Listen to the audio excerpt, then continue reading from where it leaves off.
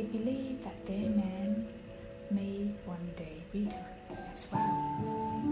I used to look at those women and envy them their happiness. Now I too will be one of the women who wait. I am a desert woman. I am proud of that. I want my husband to wander as free as the wind that shapes the dunes. And if I had to, I will accept the fact that he has become a part of the clouds and the animals and the water of the desert. The book went to look for the Englishman, the boy. He wanted to tell him about Fatima. He was surprised when he saw that the Englishman had built himself a furnace outside his tent. It was a strange furnace, filled by firewood, with a transparent flask heating on top. As the Englishman stared out of the desert, his eyes seemed brighter than they had when he was reading his books. This is the first phase of the job, he said. I have to separate out the sulfur. To do that successfully, I must have no fear of failure. It was my fear of failure that first kept me from attempting the masterwork. Now, I'm beginning what I could have started 10 years ago. But I'm happy at least that I didn't wait 20 years. He continued to feed the fire, and the boy stayed on until the desert turned pink in the setting sun, and felt the stones beneath his feet. Here and there, he found a shell and realized that the desert in remote times had been a sea. He sat on a stone and allowed himself to become hypnotized by the horizon.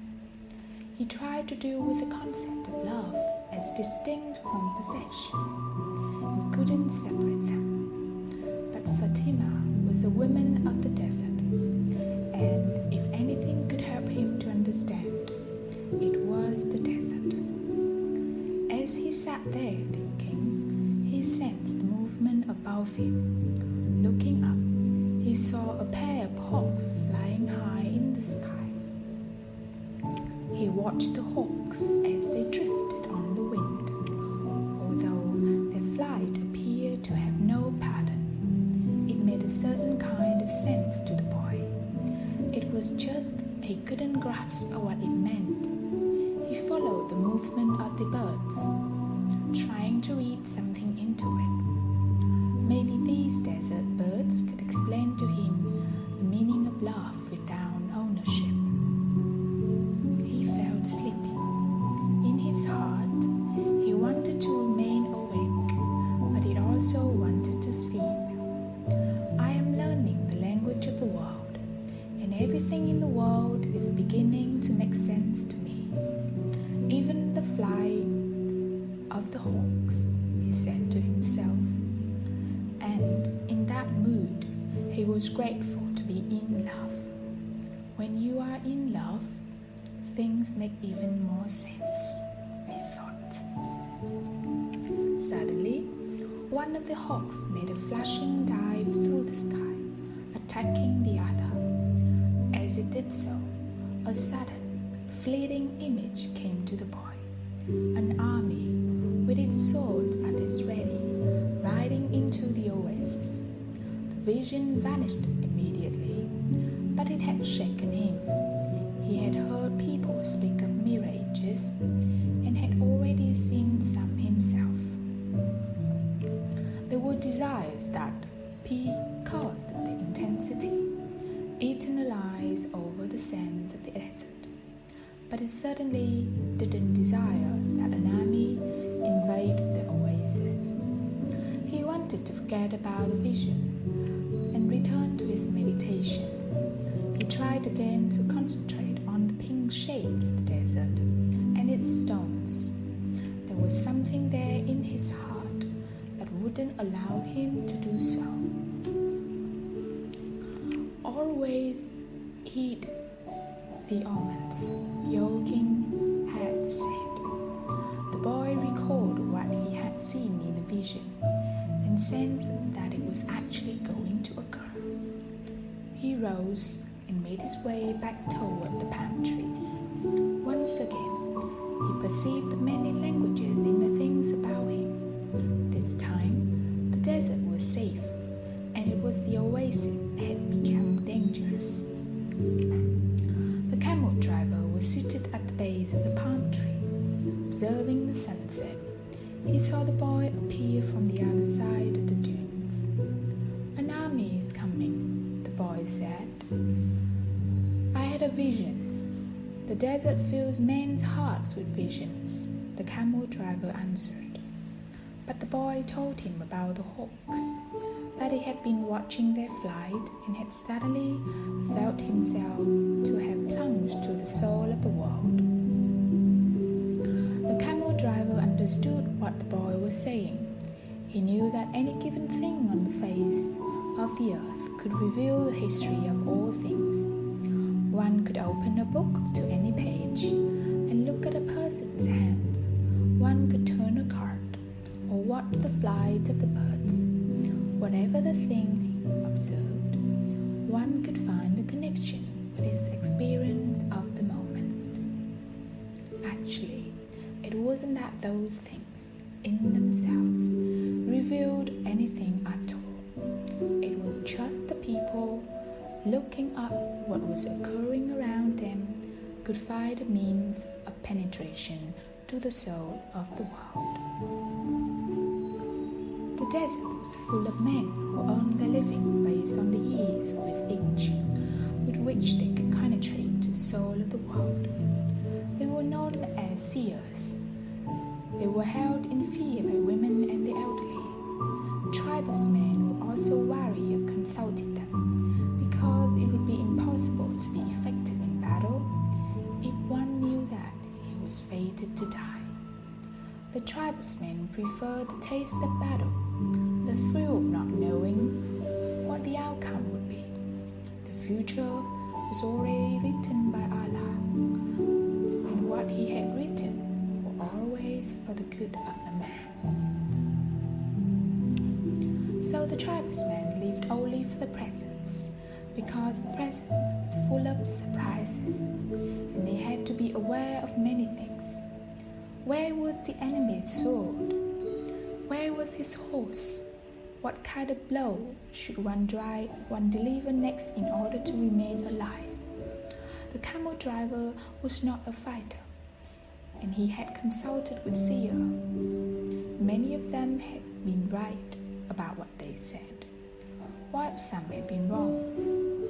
Then one day, the oldest seer he had ever sought out, and the one most to be feared, had asked why the camel driver was so interested in the future. "Well, so I can do things," he had responded, "and so I can change those things that I don't want to happen. But then they wouldn't be a part of your future," the seer had said. "Well, maybe I just want to know the future so I can prepare myself for what is coming. If good things are coming, there will be a pleasant surprise," said the seer. "If bad things are, you know in advance, you will suffer greatly before they even occur. I want to know about the future because I am a man," the camel driver had said to the seer. "And men always live their lives based on the future." The seer was a specialist in the casting of twigs. He threw them on the ground and made interpretations based on how they fell. That day, he didn't make a cast. He wrapped the twigs in a piece of cloth and put them back in his bag. "I make my living forecasting the future of people," he said. "I know the signs of the twigs, and I know how to use them to penetrate to the place where all is written. There I can read the past, discover what has already been forgotten, and understand the omens that are here in the present. consult me, it's not that I am reading the future, I am guessing at the future. The future belongs to God, and it is solely He who reveals it under extraordinary circumstances. How do I guess at the future? Based on the omens of the present. The secret is here in the present. If you pay attention to the present, you can improve upon it. And if you improve on the present, what comes later will also be better. Forget about the future, live each day according to the teachings, confident that God loves the children. Each day in itself brings with it an eternity.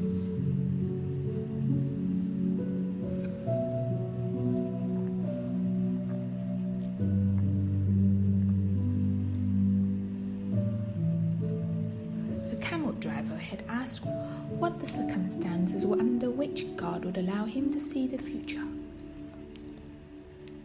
Only when He Himself reveals it, and God only rarely reveals the future. When He does so, it is for only one reason. It is a future that was written so as to be altered.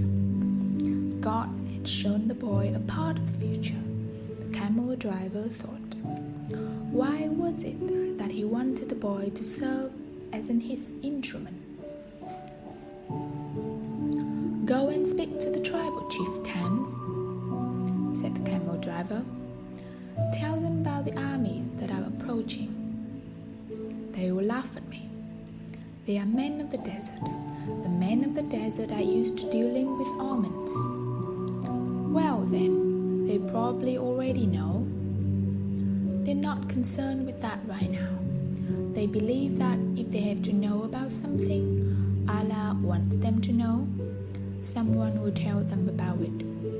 It has happened many times before, but this time the person is you. The boy thought of Fatima, and he decided he would go to the chiefs of the tribes. The boy approached the guard at the front of the huge white tent at the center of the oasis. He wanted to see the chieftains. I brought almonds from the desert. Without responding, the guard entered the tent, where he remained for some time. When he emerged, it was a young Arab dressed in white and gold. The boy told the younger man what he had seen, and the man asked him to wait there. He disappeared into the tent. Night fell. An assortment of fighting men and merchants entered and exited the tent. One by one, the campfires were extinguished. The oasis felt as quiet as the desert. Only the lights in the great tent remained. During his time, the boy thought about Fatima, and he was still unable to understand his last conversation with her. Finally, after hours of waiting, the guard bade the boy enter. The boy was astonished by what he saw inside. Never could he have imagined that there, in the middle of the desert, there existed a tent like this one. The ground was covered with the most beautiful carpets he had ever walked upon, and from the top of the structure hung lamps of hand-wrought gold, each with lighted candles. The tribal chieftains were seated at the back of the tent in a semicircle, resting upon richly embroidered silk cushion. Servants came and went with silver trays, laden with spices and tea. Other servants maintained in the fires in the hookahs. The atmosphere was suffused with the sweet scent of smoke. There were 8 chieftains, but the boy could see immediately which of them was the most important. An Arab dressed in white and gold, seated at the center of the semicircle. At his side was the young Arab the boy had spoken with earlier.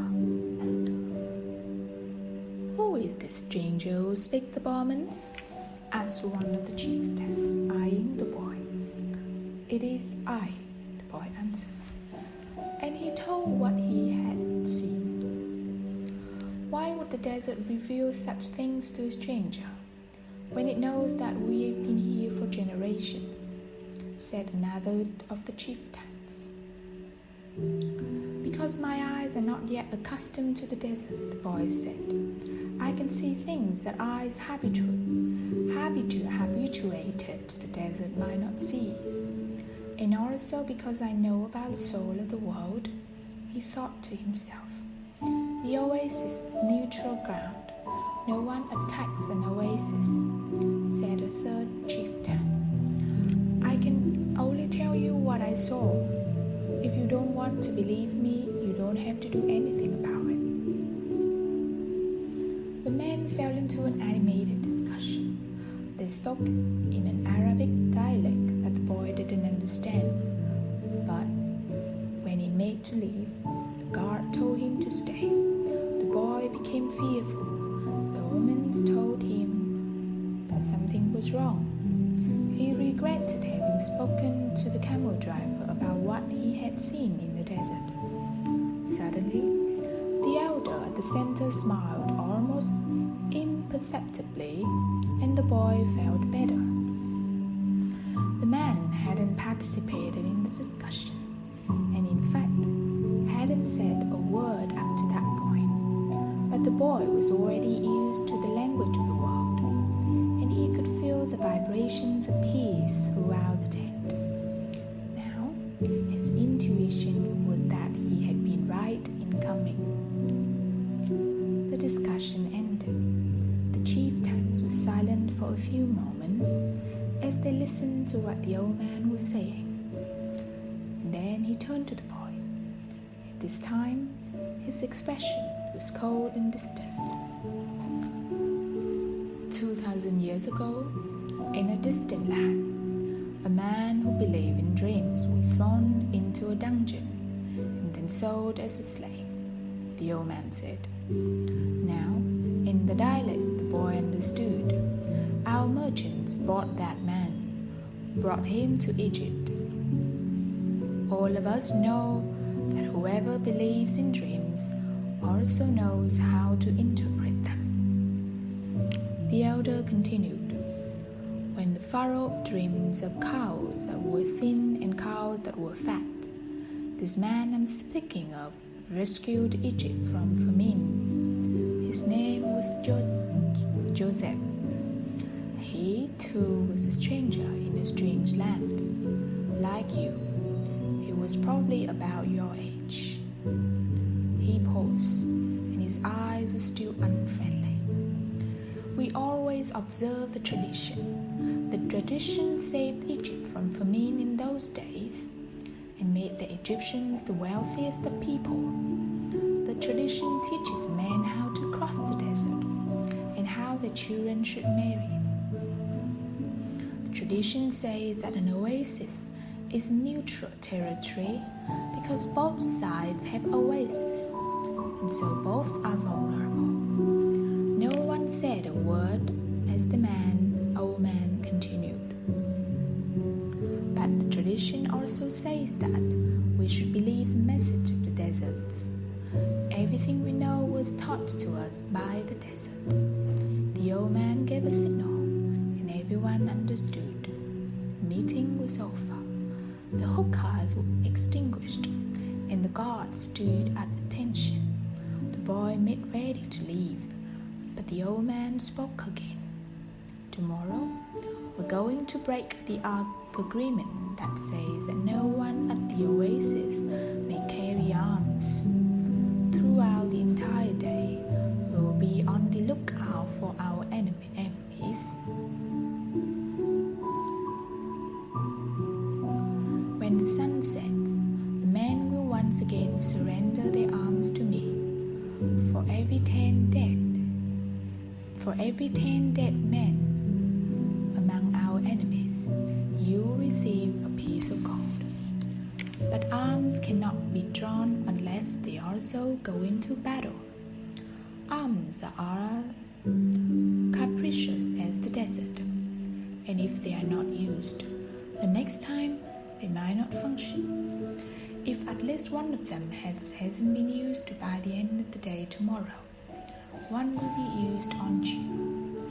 When the boy left the tent, the oasis was illuminated only by the light of the full moon. He was 20 minutes from his tent and began to make his way there. He was alarmed by what had happened. He had succeeded in reaching through the soul of the world, and now the price for having done so might be his life. It was a frightening bet, but he had been making risky bets ever since the day he had sold his sheep to pursue his destiny. And, as the camel driver had said, to die tomorrow was no worse than dying on any other day. Every day was there to be lived and to mark one's departures from this world. Everything depended on one word, marked up. It's still written. Walking along in the silence, he had no regrets. If he died tomorrow, it would be because God was not willing to change the future. He would at least have died after having crossed the street, after having worked in a crystal shop, after having known the silence of the desert in Fatima's eyes. He had lived every one of his days intensely since he had left home so long ago. If he died tomorrow, he would already have seen more than other sheepherds, and he was proud of that. Suddenly, he heard a thundering sound. He was thrown to the ground by a wind such as he had never known. The area was swirling in dust so intense that it hid the moon from view.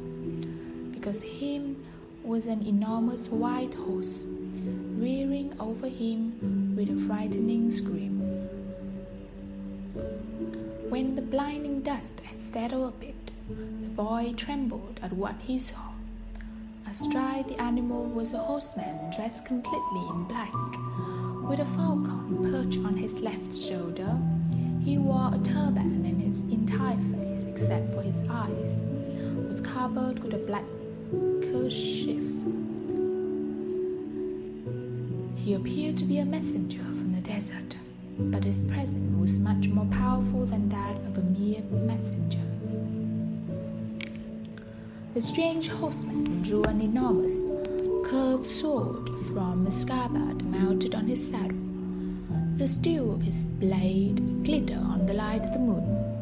He dares to read the meaning of the flight of the hawks, he demanded, so loudly that his words seemed to be an echo through 50,000 palm trees of Al-Fayoum. It is I who dare to do so, said the boy. He was reminded of the image of Santiago Matamoros, mounted on his white horse, with his infidels beneath his hoofs. This man looked exactly the same, except that now the roles were reversed. It is I who dare to do so, he repeated. He lowered his head to receive a blow from the sword. Many lives will be saved, because I was able to see through the soul of the world. The sword didn't fall. Instead, the strangers lowered it slowly, until the point touched the boy's forehead. It drew a droplet of blood.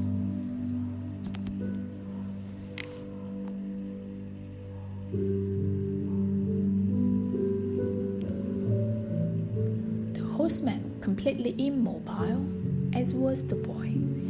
It didn't even occur to the boy to flee.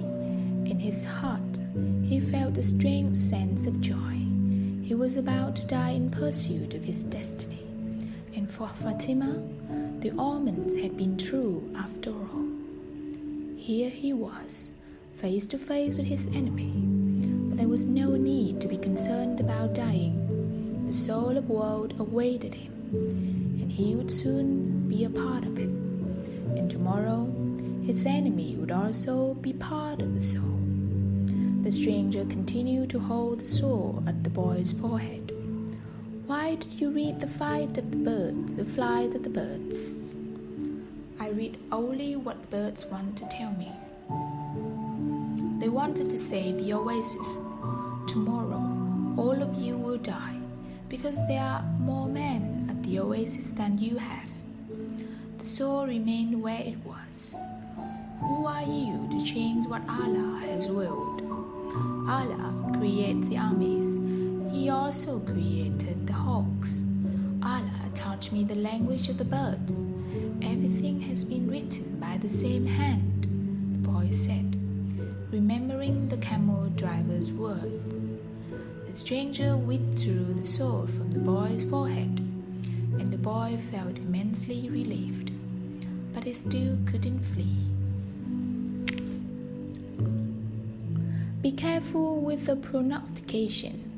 That's the stranger. When something is written, there's no way to change it. All I saw was an army, said the boy. I didn't see the outcome of the battle. The stranger seemed satisfied with the answer, but he kept the sword in his hand. What is the stranger doing in this strange land? I'm following my destiny. It's not something you would understand. The stranger placed his sword in his scabbard, and the boy relaxed. I had to test your courage, the stranger said. Courage is the quality most essential to understanding the language of the world. The boy was surprised. The stranger was speaking of things that very few people knew about. You must not let up. Even after having come so far, he continued. You must love the desert, but never trust it completely, because the desert tests all men. It challenges every step. It kills those who become distracted. What he said reminded the boy of the old king. If the warriors come here, and your head is still on your soldiers at sunset, come and find me, said the stranger. The same hand that had brandished the sword now held a whip. The horse reared again, raising a cloud of dust. Where do you live? Shouted the boy. As the horseman rode away, the hand with the whip pointed to the south. The boy had met the alchemist.